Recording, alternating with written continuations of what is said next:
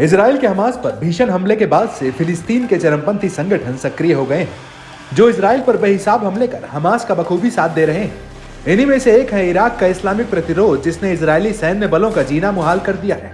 Israel का आरोप है कि इराक के इस आतंकी संगठन को ईरान का समर्थन हासिल है, जो हथियारों के दम पर इजराइल पर हमलावर है। इराक में इस्लामिक प्रतिरोध ने दावा किया है कि कब्जे पर फिलिस्तीन के अंदर हाइफा में एक महत्वपूर्ण लक्ष्य को निशाना बनाया।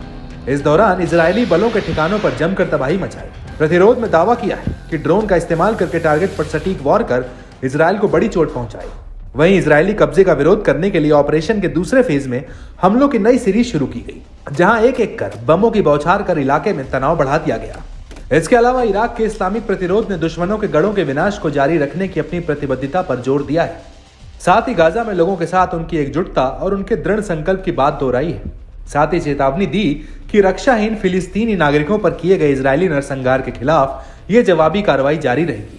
प्रतिरोध ने एक वीडियो रिलीज कर दावा किया है कि कई ड्रोन दक्षिणी कब्जे वाले फिलिस्तीन में इलाट बस्ती की ओर बरसाए गए, जहां पर जमकर विनाश देखा गया।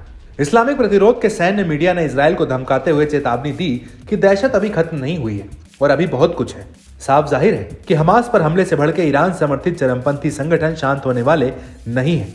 यही वजह है कि इजराइल एक साथ कई मोर्चों पर युद्ध के भंवर में फंसा हुआ है। इस डगर में उसे कई भीतर भी चुनौतियों का सामना करना पड़ रहा है। ऐसे में इस्लामिक प्रतिरोध ने अपनी मंशा साफ कर दी है कि वो इजरायली आक्रामकता के बीच अपने खूंखार अभियान को जारी रखेगा। अल मयादीन की रिपोर्ट की माने तो ऐसा तब हुआ जब इराक ने इस्लामिक प्रतिरोध ने 20 अप्रैल को इजराइल के कब्जे वाले एक रणनीतिक इजरायली लक्ष्य के खिलाफ ड्रोन हमला किया था, जो एक सैन्य अड्डे के खिलाफ इजरायली हमले के जवाब में था, जहां एक पॉपुलर मोबिलाइजेशन फोर्सेस की एक टुकड़ी तैनात थी। इराकी प्रतिरोध ने शनिवार सुबह इलियट बंदरगाह के खिलाफ ऑपरेशन को अंजाम दिया। इसमें कहा गया कि इराकी संप्रभुता के उल्लंघन, पीएमएफ के खिलाफ आक्रामकता और इजरायली नरसंहार के खिलाफ गाजा के समर्थन में था। बता दें कि इजराइल हमास युद्ध की शुरुआत से ही इराक का इस्लामिक प्रतिरोध लगातार नेतन्याहू के लिए गले की फांस बना हुआ है।